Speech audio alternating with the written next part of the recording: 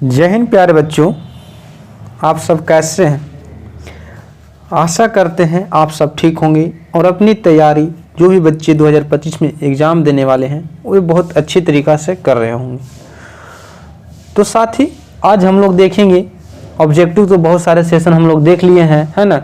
आज इस वीडियो में हम लोग जो है से क्लास 12 का इतिहास यानी कि हिस्ट्री बोलते हैं ना, हिस्ट्री का मोस्ट इम्पॉर्टेंट जो है से सब्जेक्टिव क्वेश्चन देखेंगे। ठीक है, ये जो होगा बच्चों 2025 में जो भी बच्चे फरवरी में एग्जाम देने वाले हैं उनके लिए है। अगर लगभग 15 क्वेश्चन हम पढ़ाएंगे इस वीडियो में, अगर इतना देख लेते हैं तो आपको पता चल जाएगा कि किस लेवल पर जो है से सब्जेक्टिव आता है। खाली ऑब्जेक्टिव पढ़ने से काम तो चलने वाला नहीं है, है ना। तो चलिए फिर क्वेश्चन की ओर चलते हैं। और अगर चैनल पर नए हैं तो चैनल को लाइक और शेयर जरूर करें और सब्सक्राइब करना बिल्कुल ना भूलें, है ना। और आपको टेंशन बिल्कुल नहीं लेना है कि कैसे पढ़ना है, बस जो पढ़ा रहे हैं उसी पर ध्यान देते चलिए, है ना, बाकी हम पर छोड़ दीजिए। देखिए यहाँ पे लिखा गया है ना, इसे हर हाल में याद कीजिए। ऐसा नहीं है कि रट्टा मारिए, सिर्फ समझ लीजिएगा कि हम सब्जेक्टिव ऑलरेडी पढ़ा दिए हैं। अगर नहीं देखें तो जाकर प्लेलिस्ट में देख सकते हैं, है ना। तो पहला क्वेश्चन बाबू ये जो बोल रहा है कि मोहनजोदड़ो से आप क्या समझते हैं, क्या समझते हैं। तो देखिए इसका क्या चीज अर्थ होता है, आपको पढ़ा होगा हड़प्पा सभ्यता में जो पढ़ाए थे उसको में जाकर देखिएगा, ये सारे कुछ पढ़ाया हुआ है। जैसे देखिए मोहनजोदड़ो का अर्थ मृतकों का टीला होता है। मोहनजोदड़ो जो है से किस भाषा का शब्द है, सिंध का बाग भी कहा जाता है। यहाँ की भूमि बहुत उपजाऊ थी। मोहनजोदड़ो को हड़प्पा की जुड़वा राजधानी कहा जाता है, के नाम से जाना जाता है, पुकारा जाता है। मोहनजोदड़ो हड़प्पा सभ्यता का सबसे बड़ा नगर है। हड़प्पा और मोहनजोदड़ो की दूरी जो है से 483 किलोमीटर है। तो वही लिख देना है आपको इतना नहीं याद रहेगा तो क्या चीज लिख देगा। मोहनजोदड़ो जो है से मृतकों का टीला कहा जाता है, ठीक है। इसको जो है से सिंध का बाग कहा जाता है, किसको, मोहनजोदड़ो को, है ना। ये जो है से यहाँ पे भूमि बहुत ज्यादा उपजाऊ हुआ करता था, है ना। मोहनजोदड़ो को जो है से हड़प्पा और मोहनजोदड़ो को क्या चीज बोलते हैं, तो जुड़वा राजधानी बोलते हैं, ठीक है। सबसे हड़प्पा सभ्यता की सबसे बड़ा शहर जो है से कौन था, तो मोहनजोदड़ो था। इसका हड़प्पा और मोहनजोदड़ो के बीच की दूरी जो है बच्चों कितना, तो 483 किलोमीटर है। बस यही लिख देना है ना।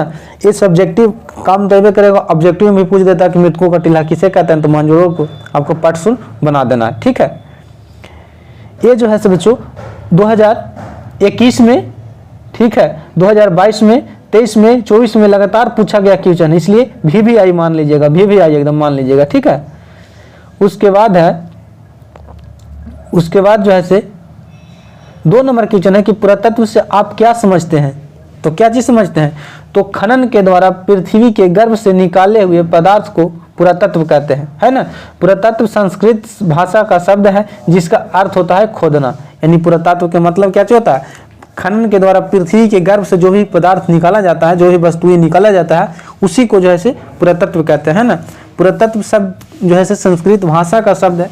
पुरातत्व के अकॉर्डिंग ही हम लोग जो है से हड़प्पा सभ्यता के बारे में जान पाए हैं, है ना बच्चों। उसके बाद जो है से 3 नंबर क्वेश्चन है। देखिए आपको अगर ज़्यादा दिक्कत है ना तो पहले स्क्रीनशॉट ले लीजिए, ठीक है। उसके बाद आपको क्या होगा कि पढ़ने में आसान हो जाएगा, ठीक है। और नहीं तो इसके PDF के लिए आप टेलीग्राम ज्वाइन कर सकते हैं, डिस्क्रिप्शन में जो है लिंक दिया हुआ है बच्चों। 3 नंबर क्वेश्चन बोलता है कि हड़प्पा सभ्यता के नगर नियोजन की विवेचना करें। तो हड़प्पा सभ्यता के नगर नियोजन आज के सभ्यता से जो है हम लोग सांस्कृतिक में जो जी रहे हैं इससे कहीं बेहतर था, है ना बच्चों। तो देखिए इसके बारे में चर्चा करते हैं। हड़प्पा जिसे सिंधु घाटी, देखिए हड़प्पा सभ्यता जिसे सिंधु घाटी सभ्यता भी कहा जाता है ना। ये बात आपको पता होगा कि हड़प्पा सभ्यता को सिंधु घाटी सभ्यता कहा जाता है। क्यों, क्योंकि जो है से हड़प्पा की खोज जो है से सबसे पहले हुआ था, इसलिए हड़प्पा सभ्यता नाम दिया गया। और सिंधु सभ्यता क्यों नाम दिया गया, क्योंकि ये जो है सिंधु नदी के किनारे इस सभ्यता का विकास हुआ था, इसलिए इसे सिंधु घाटी सभ्यता भी कहते हैं। इतना बात क्लियर है। उसके बाद आगे चलिए। इस सभ्यता का नगर नियोजन अत्यधिक विकसित और व्यवस्थित था। हड़प्पा सभ्यता के नगर नियोजन की विशेषताएं निम्नलिखित था। आपको पता होगा कि सबसे ज्यादा जो हड़प्पा सभ्यता में देखा गया बच्चों वे क्या चीज था तो नगर नियोजना ही था। ये एक दूसरे के जो है सड़क किस पर, तो समकोण पर काटती थी, ठीक है। ये जो है ग्रिड पट्टी कहलाता था, ठीक है। नली जो है हर एक सड़क के किनारे नली बना होता था। इस बारे में आपको चर्चा आगे करते हैं। देखिए अब नगर नियोजन के बारे में देख लेते हैं। यहाँ पे सड़क के बारे में देखते हैं। हड़प्पा सभ्यता का सड़क पक्की ईंटों का बना हुआ था। कैसा था? तो पक्की ईंटों का बना हुआ था। सड़क के दोनों किनारे चबूतरे बने हुए थे जिस पर बैठकर लोग आराम किया करते थे, है ना। सड़क के दोनों दोनों ओर नाला बना हुआ था। सड़क एक दूसरे को समकोण पर काटती थी। बड़े सड़क से कई छोटे छोटे सड़कों का निर्माण होता था, है ना। ये सड़क का विशेषता था कि क्या चीज? पक्की ईंटों से बना होता था, ठीक है। चारों तरफ जो है क्या चीज? तो चबूतरा बना गया था, है ना बच्चों। सड़क कैसा था? तो समकोण पर काटती थी, जिसको जो है ग्रिड पद्धति कहा जाता है। क्या चीज? तो ग्रिड पद्धति बोला जाता है, ठीक है। पूछता है कि हड़प्पा सभ्यता में सड़क व्यवस्था जो था से किस पद्धति के द्वारा बनाया जाता था? तो ग्रिड पद्धति के द्वारा बनाया जाता था। ये बात आपको याद रखना है। अब नाला के बारे में देख लेते हैं, जिसको बोलते हैं नली, है ना। उस समय कैसा था? आज तो देख ही रहे होंगे कैसा है ऐसे। अब नाला के बारे में देख लेते हैं। हड़प्पा सभ्यता के नगर होने का सबसे प्रमुख कारण वहाँ का नाला था, है ना। हड़प्पा के दोनों किनारे नाले बने हुए थे, जिसके कारण शहर का नाले के द्वारा बाहर निकल जाता था। वहाँ के नाले को देखकर यह कहा जा सकता है कि हड़प्पा सभ्यता एक नगरीय सभ्यता थी, है ना। क्यों? क्योंकि वहाँ पे नाला एकदम बेहतरीन तरीका से बनाया गया था, शहर बनाया गया था, बहुत अच्छे तरीका से बसाया गया था, समकोण पर काटती थी, है ना।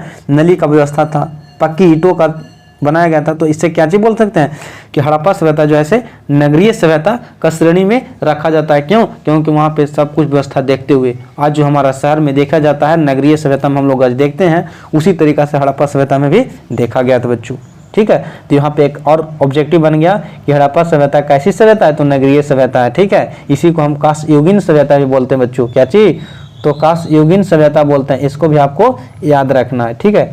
अब भवन यानी कि इमारत के बारे में देख लेते हैं कि वहाँ पे घर किस तरीका से बनाया जाता था, है ना। तो हड़प्पा सभ्यता का भवन पक्की ईंटों के द्वारा बनाया गया था, ठीक है। वहाँ की भवन बहुत ही सुंदर और आकर्षक था। इस प्रकार वहाँ के भवन को देखकर कहा जा सकता है कि हड़प्पा सभ्यता एक नगरीय सभ्यता है। क्यों? क्योंकि वहाँ पे सड़क जो थी, क्या चीज बोलते हैं, भवन जो है पक्की ईंटों के बनाया गया था, एकदम भव्य, एकदम सुंदर लगता था, आकर्षक लगता था, है ना। अब स्नानागार के बारे में देख लेते हैं। मोहनजोदड़ो एक स्नानागार मिला है जो बहुत बड़ा है, यानी कि मोहनजोदड़ो में जो एक स्नानागार मिला है सबसे बड़ा है। तो पूछ लेता है कि सबसे बड़ा स्नानागार कहाँ पे मिला है? तो मोहनजोदड़ो में मिला है। यहाँ पे देखिए आपको सब्जेक्टिव और ऑब्जेक्टिव दोनों क्लियर करते चलना है, ठीक है बच्चों। इस स्नानागार में एक साथ कई आदमी स्नान कर सकता था। यह स्नानागार पक्की ईंटों से बनाया हुआ था। हड़प्पा सभ्यता का नगरीय नियोजन प्रमुख कारण वहाँ के स्नानागार था। अब कहिएगा क्या मास्टर, ये स्नानागार का उपयोग क्यों किया जाता था? तो देखिए कोई अनुष्ठान, जैसे स्नानागार उसको कहते हैं जहाँ पे जलाशय के जैसे कि पानी भरा हुआ था, ठीक है। जैसे आज के डेट में हम लोग कह सकते हैं कि तालाब, है ना। उसी तरीके से वहाँ पे स्नानागार कहा जाता था, ठीक है। जिसको हम लोग अब इंग्लिश लैंग्वेज में बोलते हैं ना, शहर में बोलते हैं कि स्विमिंग पूल है। अरे बाबू, स्विमिंग पूल को चाहिए, एक से पहले हड़प्पा सभ्यता वाला लोग जो है स्विमिंग पूल में नहा लिया था। अब अन्नागार के बारे में देख लेते हैं कि अन्नागार कैसी व्यवस्था थी। तो देखिए अन्नागार उसको कहते हैं जहाँ पे अन्न का भंडारण किया जाता है, ठीक है। तो हड़प्पा सभ्यता के नगर होने का प्रमुख कारण वहाँ का अन्नागार भी था, ठीक है। हड़प्पा सभ्यता के कई नगर से अन्नागार मिला है। इनमें वहाँ के लोग अनाज रखते थे। क्या चीज रखते थे बच्चों? तो अनाज रखते थे। इस प्रकार हम कह सकते हैं कि हड़प्पा सभ्यता नगर होने का प्रमुख कारण अन्नागार हुआ करता था। तो ऐसी पॉइंट देके देखिए ABCD कैसे पॉइंट देके लिखा गया था। आपको जो है ना एग्जामिनर देखेगा ना तो खुश हो जाएगा कि देखिए बच्चों बहुत मेहनत किया। पहले तो लिख देना है कि हड़प्पा सभ्यता के नियोजन के बारे में, तो इतना लिख देना है कि हड़प्पा सभ्यता के बारे में ऐसे ऐसे लिख देना है, और उसके बाद जो है पॉइंट करके लिख देना है, ठीक है।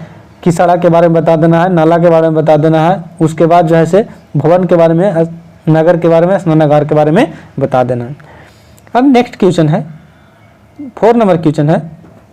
देखिए ये टोटल जो है प्रीवियस अकॉर्डिंग पूछा गया प्रश्न है, इसलिए आप ज़्यादा भी अथी मत होइएगा कि जैसे आसान क्वेश्चन है। आसान नहीं है बच्चों, ये बिहार बोर्ड के द्वारा पूछा गया क्वेश्चन है। देखिए यहाँ पे लिख दिया गया है 2022 में पूछा गया क्वेश्चन है, फर्स्ट शिफ्ट में, है ना। देख रहे हैं ना, कलिंग युद्ध का अशोक पर क्या प्रभाव पड़ा था? तो आपको पता होगा ना कि कलिंग जो है सबसे पहले इसके बारे में चर्चा कर लेते हैं बच्चों कि कलिंग कहाँ पड़ता है। तो आज के डेट में जो उड़ीसा में पड़ता है। कहाँ पे? उड़ीसा में पड़ता है, ठीक है, उड़ीसा में पड़ता है। कलिंग युद्ध हुआ कब था? तो 261 BC में हुआ था, ठीक है, बिफोर क्राइस्ट जिसको बोलते हैं। इसको किया कौन था? तो ये जो है अशोक ने किया था। अब देखिए इसके बारे में चर्चा देख लेते हैं। सबसे पहले ना क्या स्क्रीनशॉट आप लेते चलिएगा, और नहीं तो आप टेलीग्राम ज्वाइन कर लीजिएगा, वहाँ पे PDF उपलब्ध करा दिया गया है, ठीक है। कलिंग युद्ध के परिणाम स्वरूप अशोक का जीवन बिल्कुल बदल गया। उसके जीवन में आए कुछ महत्वपूर्ण परिवर्तन निम्नलिखित है। यानी कि कलिंग युद्ध जब हुआ था तो वहाँ पे इतना रक्त रंजी हुआ था, यानी कि इतना मार काट हुआ था ना कि अशोक का दिल पिघल गया। और उस समय से ही अशोक ने ये निर्णय लिया कि आज के बाद हम युद्ध नहीं करेंगे। ये जो है से युद्ध को अपना तलवार जो है से नीचे रख देता है, और वहाँ के बाद जो है से अपना जीवन जो है से एक सन्यासी के रूप में बिताना शुरू करता है। सन्यासी का मतलब है कि ना कि सबसे प्रेम करना शुरू कर देता है, लड़ाई से दूर चला जाता है बच्चों, ठीक है। बच्चों अभी तक वीडियो को लाइक नहीं किए तो लाइक कीजिए, शेयर कीजिए, सब्सक्राइब बिल्कुल कीजिए। कहा कि आप सब्सक्राइब नहीं कीजिएगा ना तो मनोबल वैसे हाई नहीं होता है। देखिए फिर यहाँ पे उपलब्ध कराया जा रहा है, किसी प्रकार से आपको पैसा नहीं लिया जा रहा है ना, तो आप इतना कर सकते हैं बच्चों कि अपने साथी को भी शेयर कर सकते हैं, ताकि ये सेशन जो है से और लंबा हो सके। अब कलिंग युद्ध क्या परिणाम हुआ से उसके बारे में देख लेते हैं। तो कलिंग युद्ध में हुए रक्तपात को देखकर अशोक ने हिंसा को छोड़ दिया और अहिंसा पुजारी बन गया। अधर्म को उन्होंने वहीं छोड़ दिया। यानी कि जैसा ही कलिंग हुआ तो वहाँ पे क्या हुआ, रक्तपात, यानी कि क्या हुआ, रक्त रंज मतलब समझते हैं बच्चों, बहुत सारे मार काट हुआ। यहाँ तक कि 6 माह के बच्चों को भी वहाँ पे मार दिया गया था। उसको देख करके अशोक का जो है दिल पिघल गया और क्या किया, हिंसा के मार्ग छोड़कर एक लड़ाई झगड़ा का मार्ग छोड़ दिया और अहिंसा के मार्ग पर चलना शुरू कर दिया। अधर्म को छोड़ दिया उन्होंने और धर्म के नाम पर वे चलना शुरू कर दिया, ठीक है बच्चों। इस युद्ध के बाद उसने मांस खाना तथा शिकार करना भी बंद कर दिया था बच्चों। उन्होंने क्या चीज, तो मांस भी खाना छोड़ दिया था। अशोक ने बौद्ध धर्म ग्रहण कर लिया, इसे राजधर्म घोषित करके इसके प्रचार कार्य में जुट गया। यानी कि जो है अशोक ने उस युद्ध के बाद जो है धर्म को ग्रहण किया। कौन धर्म, तो बौद्ध धर्म को ग्रहण कर लिया। और राजधर्म का मतलब समझते हैं, ये अपना धर्म जो है किसी पर थोपा नहीं। इन्होंने जो बोला ना कि हम जो है बौद्ध धर्म को अपनाएंगे, अगर आपको मन है ना तो आप अपना सकते हैं। इसमें जो है आपको प्रेरित मतलब कि क्या चीज बोलते हैं उसको, प्रेशर नहीं किया जाएगा। अगर मन है तो अपनाइए, अन्यथा छोड़ दीजिए। आप जो भी धर्म को अपनाते हैं बहुत अच्छे से फॉलो कीजिए, आपको जो है वहाँ पे भी आपको सहयोग किया जाएगा। अशोक प्रजा के देखभाल करने वाला बन गया और उन्होंने जनहित संबंधित अनेक कार्य किए, है ना। इससे क्या पता चलता है कि अशोक जो है उस युद्ध के बाद जो है धर्म में अपना विश्वास करना शुरू कर दिया, लोगों को देखभाल करना शुरू कर दिया, अहिंसा का मार्ग छोड़ दिया, यहाँ तक कि मांस मछली भी खाना छोड़ दिया बच्चों, है ना। इतना आप लिख दीजिएगा, आपका नंबर जो है जोरदार मिलेगा, ठीक। आपको सिर्फ जो है क्या चीज करना, तो आपको जो है टॉपिक बाई टॉपिक लिखना है, जैसे यहाँ पे लिखा गया है। उसके बाद है मगध साम्राज्य पर टिप्पणी लिखे। आपको पता होगा कि मगध सबसे बड़ा साम्राज्य था, कौन, मगध था, है ना। इसके बारे में टिप्पणी लिखने के बारे में बोला, तो आप क्या लिखिएगा, मगध। ऐसा नहीं है कि जो बता रहा हूँ वही लिखिएगा, ऐसा नहीं, अपना मन से भी लिख सकते हैं। कहा कि आप पढ़ लिए हैं तो आपको पता होगा ना कि आपको कैसे लिखना है, क्या लिखना है। ये सब जो लिखा गया है ना, इसको आप बिल्कुल गोली मार दीजिएगा, अपना मन से भी लिखना आप शुरू कीजिएगा, ठीक है। मगध एक भूत प्राचीन तथा शक्तिशाली महाजनपद था। इसमें दक्षिण बिहार के वर्तमान पटना तथा गया जिला सम्मिलित थे। कहाँ पे, तो पटना और गया जिला सम्मिलित थे। 6ठी तथा 4वीं शताब्दी ईसा पूर्व के बीच काल में यह महाजनपद बहुत शक्तिशाली बन गया। इसी के प्राचीन राजधानी कहाँ था, राजगीर था, ठीक है, राजगीर ही था। राजगीर के इर्द गिर्द पहाड़ियाँ हुआ करती थी जो इसकी प्राकृतिक रूप से रक्षा करती थी, है ना। यहाँ की भूमि बहुत उपजाऊ थी। इसकी सिंचाई गंगा तथा सोन नदियों से होती थी तथा इनमें बहुत अच्छी फसल उगती थी। गंगा और सोन नदी में नौकाओं द्वारा यातायात की सुविधा भी मगध की शक्तिशाली कारण बना, ठीक है। तो देखिए यहाँ पे क्या चीज मिला कि मगध साम्राज्य के बारे में देखने के लिए तो आपको क्या चीज सुविधा मिला, तो यहाँ पे देखिए इसकी रक्षा प्राकृतिक रूप से जो रक्षा करता था, कौन करता था बच्चों, तो यहाँ की पहाड़ी हुआ करता था, वे रक्षा करता है, कहाँ के, राजगीर के पहाड़ी हुआ करता था। यहाँ पे भूमि उपजाऊ होने के कारण यहाँ पे अच्छी फसल हो जाती थी, जिससे जो है यहाँ पे जो है लोगों में तथा राजाओं में जो है क्या चीज, तो पूंजी जो है ज़्यादा बढ़ गया। अब पूंजी बढ़ गया तो अपना शक्ति का विस्तार तो करेगा ना, है ना। ये जो है पहले के शुरुआती दौर में बच्चों एक गया और पटना जिला जो है ना वहाँ पे फैला हुआ करता था, ठीक है। ये जो है सिंचाई का जो काम करता था ना वो गंगा और सोन की नदियों के द्वारा इसको कहा करता था। यातायात भी जो है गंगा और सोन की नदी के द्वारा ही किया जाता था, नौका के द्वारा, ठीक है।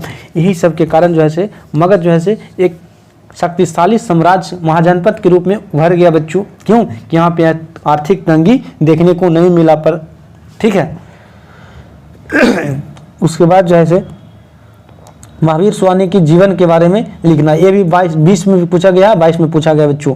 तो महावीर स्वामी की जीवनी के बारे में क्या चीज, तो स्क्रीनशॉट आप ले लीजिए। महावीर स्वामी का जन्म जो है 540 ईसा पूर्व में वैशाली के कुंडग्राम में हुआ था। कुंडल वन मत मारिएगा, बहुत सारे बच्चों कुंडल वन मारते हैं बच्चों। कुंडग्राम और कुंडल वन में अंतर है। कुंडग्राम जो है वैशाली में पड़ता है, जबकि कुंडल वन जो है जम्मू कश्मीर में पड़ता है, ठीक है। हुआ था। इनका वास्तविक नाम वर्धमान था। क्या चीज था बच्चों, वर्धमान था। इनके पिता का नाम जो है सिद्धार्थ था, माता का नाम त्रिशला था, ठीक है। था राजकुमारी यशोदा इनकी पत्नी थी, यशोदा इनकी पत्नी थी। इनकी एक पुत्री था जिनका नाम था प्रियदर्शनी, जिसे अनुजा भी कहा करते थे। प्रियदर्शनी की शादी आपको पता होगा किससे हुआ था, तो जमाली से हुआ था, ठीक है। इन्होंने इनका विवाह जमाली, देखिए यहाँ पे ये लिखा, जमाली एक व्यक्ति से करवाया गया था। महावीर स्वामी ने 30 वर्ष की अवस्था में अपना गृह त्याग दिया। 12 वर्ष की कठिन तपस्या के बाद इसे ज्ञान की प्राप्ति हुई। 72 वर्ष की अवस्था में 478 ईस्वी में 68 ईस्वी में बच्चों 468 ईस्वी में इनके पावापुरी में के स्थान पर इनका मृत्यु हो गया था, ठीक है बच्चों। इतना आप लिख दीजिएगा, बहुत काफ़ी है। देखिए यहाँ से कितना सारा क्वेश्चन बनता है कि महावीर स्वामी का जन्म कितना में 540 ईसा पूर्व में हुआ था, कहाँ पे, वैशाली में कुंडलग्राम में हुआ था, इतना। इनका बचपन का नाम वर्धमान था, पिता का नाम सिद्धार्थ था, माता का नाम त्रिशला था, ठीक है। पत्नी का नाम यशोदा था, पुत्री का नाम प्रियदर्शनी था, दामाद का नाम जमाली था, ठीक है। इतना आप याद रखना है। इतने वर्ष की आयु में गृह त्यागे थे बच्चों, तो 30 वर्ष की आयु में गृह त्यागे थे। 12 वर्ष की कठिन तपस्या के बाद जो है इतना में हुआ था और इतना में इनका मृत्यु हो गया था। अब यहाँ पे देखिएगा ना बच्चों कि इनका पूर्व में इतना में हुआ था, लेकिन पूछता है ना बच्चों कि इनका जो है ज्ञान की प्राप्ति कैसे हुआ था, तो साल ब्रिज के नीचे हुआ था। कौन ब्रिज के नीचे बच्चों, तो साल ब्रिज के नीचे हुआ था। किस नदी के किनारे, तो रिजुपालिका नदी के किनारे। किस नदी के किनारे बच्चों, तो रिजुपालिका नदी के किनारे, पालिका नदी के किनारे। जिस प्रकार गौतम बुद्ध का जन्म मतलब ज्ञान की प्राप्ति जो है पीपल ब्रिज के नीचे हुआ था, किस नदी के, तो निरंजना यानी कि फल्गु नदी बोधगया के किनारे हुआ था। उसी प्रकार जो है स्वामी महावीर स्वामी का जो है ज्ञान की प्राप्ति रिजुपालिका नदी के किनारे हुआ था, साल ब्रिज के नीचे। इतना आप बात को याद रखना है, ठीक है। अब चलते हैं बच्चों 7 नंबर क्वेश्चन है ना कि प्राचीन भारत के वर्ण व्यवस्था पर प्रकाश डाले। तो आपको पता होगा कि वर्ण व्यवस्था के बारे में जो है चर्चा सबसे पहले जो है किस वेद में मिला है, तो ऋग्वेद में मिला है, ठीक है, 10वें मंडल में। आपको इतना तो याद होगा ना। प्राचीन भारत में वर्ण व्यवस्था की कई भागों में बांटा गया था। कहा जाता है कि ब्राह्मण का जन्म ब्राह्मण के मुख से हुआ था। ये साले जो है ना पहले के जो पंडित हुआ करते थे, अब के नहीं बच्चों, पहले के यही जो है जात पात में बांटने का काम किए थे, है ना। आवाज देखिए, इसका प्रकोप हमारे देश में कितना बढ़ गया। बताइए, ब्राह्मण खुद को कह रहा ना कि हम जो है ब्रह्मा के मुख से हुए थे, बताइए। जबकि क्षत्रिय को बताता था कि भुजा, है ना, कंधा से हुआ था। वही शूद्र को जन्म जो है पैरों से हुआ था, ठीक है। इस प्रकार की वर्ण व्यवस्था प्राचीन काल में प्रचलित थी, लेकिन वैदिक काल आते आते वर्ण व्यवस्था जन्म के आधार पर न होकर के कर्म के आधार पर होने लगा। इस प्रकार वर्ण व्यवस्था प्राचीन भारत में बन गया। बच्चों ये जो है यहाँ तक तो सही हुआ कर, इतना तक तो मान सकते थे ना कि सही था। क्या चीज था कि ब्राह्मण, ये तो बोल दिया ब्राह्मण, है ना, पंडित लोग। लेकिन पहले जो है ऐसी व्यवस्था जो है बच्चों क्या चीज कर्म के आधार पर होता था। अगर मान के चलिए कि एक था जो है ब्राह्मण था, उसका बेटा अगर क्या चीज तो नाई का दुकान खोलने लगा तो ये नीचे पद में आ जाएगा। लेकिन अब को जैसे अगर आप निम्न जाति में पैदा हो गए तो आपको निम्न जाति में ही रहना पड़ेगा, लेकिन पहले ऐसा नहीं था, है ना बच्चों। अब चलते हैं बच्चों 2023 में पूछा गया प्रश्न है ना कि प्लासी का युद्ध कब और किसके बीच हुआ था। तो किसके बीच हुआ था, प्लासी का युद्ध बंगाल के नवाब सुरजाऊ दौला और ईस्ट इंडिया कंपनी के बीच हुआ था बच्चों, ठीक है। यह 23 जून 1757 ईस्वी को प्लासी नामक स्थान पर हुआ था। 23 जून 1757 को प्लासी के मैदान में दोनों सेनाओं के बीच अनबन हुई। इसके बाद नवाब के एक बड़े भाग युद्ध से पीछे हट गए। इसके बावजूद सिराजुद्दौला की सेना का नेतृत्व मीर मदन और मोहन लाल कर रहे थे ने अंग्रेजों से सेना का डटकर सामना किया, लेकिन मीर जाफर यही गद्दार था साला। मीर जाफर के कारण सिराजुद्दौला को इस युद्ध में बुरी तरीका से हार हुई। वह जान बचाकर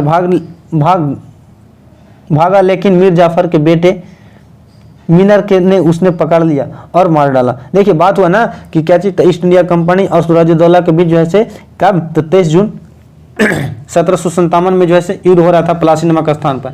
लेकिन हुआ क्या चीज बच्चों कि सिराजुद्दौला जो है से इनके जो है से नेतृत्व में जो है से सेना जो लड़ रहे थे बच्चों, वे बहुत अच्छी तरीका से मुकाबला कर रहे थे, डट के मुकाबला कर रहे थे। लेकिन हुआ ऐसा ना कि मीर जाफर भी था ना, इसी के तरफ से था, किसका, सिराजुद्दौला की तरफ से। लेकिन ये साला युद्ध में लड़ते लड़ते जो है से क्या चीज किया ना बच्चों कि ये जो है से ना ईस्ट इंडिया कंपनी की तरफ से जो है से अपना चमचागिरी करने लगा और इसी के आदेश पर जो है से ये क्या किया, तो धोखाधड़ी किया, यानी कि युद्ध को पीछे हट गया, जिसके कारण जो है सिराजुद्दौला का हार हो जाता है। और यहीं से बच्चों ईस्ट इंडिया कंपनी का जो है वर्चस्व बढ़ जाता है। देखिए आखिर हम लोग ध्यान से देखेंगे ना इतिहास को उठा करके, तो कहीं न कहीं अंग्रेज को बसाने का काम जो है से हिंदुस्तानियों के कुछ दुष्ट लोगों ने किया है। इतना औकात नहीं था अंग्रेज का कि जो है से हम लोग हमारा देश पर जो है से कब्जा कर ले। उधर सिंधिया कर रहे थे तो ऐसा ऐसा चुतिया जो है से मीर जाफर कर रहा था। बताइए, ऐसे ऐसे को रिस्पेक्ट से बात करना चाहिए जी। बताइए, अंत बहिर्गामी और बहिर्विवाह में अंतर स्पष्ट करिए। मतलब अंतर विवाह और बहिर्विवाह, यानी कि अंदर के विवाह और बाहर के विवाह, इसके बारे में देख लेते हैं बच्चों। अंतर विवाह, इंटर मैरिज, विवाह के इस नियम को परस्पर विवाह भी कहा जाता है। परस्पर विवाह भी कहा जाता है। इसमें व्यक्ति अनेक ही गोत्र अथवा खानदान या वंश का या अपनी ही जाति के विवाह करते हैं। अंतर विवाह मतलब होता है ना, आप कौन विवाह कीजिएगा जी, बहिर्विवाह कीजिएगा जी, है ना, कि कोई जात के कोकरों से कर लेता है ना। तो कहने का मतलब अंतर विवाह जो है हमारा परंपरा है, इंडिया का है ना, भारत का संस्कृति के बच्चों, कि हम लोग जैसे अंतर विवाह करते हैं, जिस वंशज में होते हैं, जिस गोत्र में होते हैं, उसी के गोत्र में हम लोग शादी करते हैं, है ना। लेकिन बहिर्विवाह में ऐसा नहीं बच्चों। इस प्रकार के विवाह को विजातीय विवाह भी कहा जाता है। क्यों? क्योंकि इसमें व्यक्ति अपने गोत्र यानी वंशज को बाहर विवाह कर लेता है, जैसे लव मैरिज, है ना। उसके बाद जैसे त्रिपिटक क्या है, या त्रिपिटक के बारे में आप क्या जानते हैं? त्रिपिटक का शताब्दिक अर्थ 3 टोकरियां होती है, ठीक है, जिसमें पुस्तक को रखा जाता है बच्चों। बुद्ध की मृत्यु के बाद उनके अनुयायी ने उनकी शिक्षा को संकलन 3 पिटक, सुत्त पिटक, विनय पिटक, अभिधम पिटक एवं अभिधम पिटक में किया है। इन्हें ही संयुक्त रूप से त्रिपिटक कहा जाता है बच्चों, है ना। तो इससे आपको क्या चाहिए होगा, सबसे लिख दीजिएगा बच्चों अपनी भाषा में कि त्रिपिटक का संबंध जो है किस धर्म से है, तो बौद्ध धर्म से है। किस धर्म से बच्चों, तो बौद्ध धर्म से है। इनके मरने के बाद जो है बौद्ध धर्म यानी कि बुद्ध भगवान के मरने के बाद जो है 3 बुक का संलग्न किया गया, है ना, जिसका नाम था क्या चीज, तो विनय, सुत्त पिटक, विनय पिटक, अभिधम पिटक, और इन्हीं को संयुक्त रूप से त्रिपिटक कहा जाता है। इतना आप लिख दीजिएगा तो आपको काम हो जाना है, ठीक है।